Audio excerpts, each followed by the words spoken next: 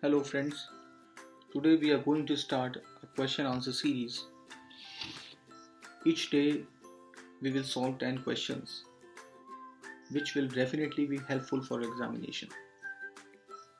They will surely help you in gaining good marks both in your annual exam and in other competitive examination.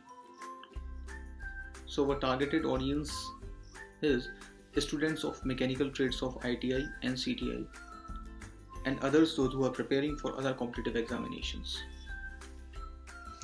So let's start.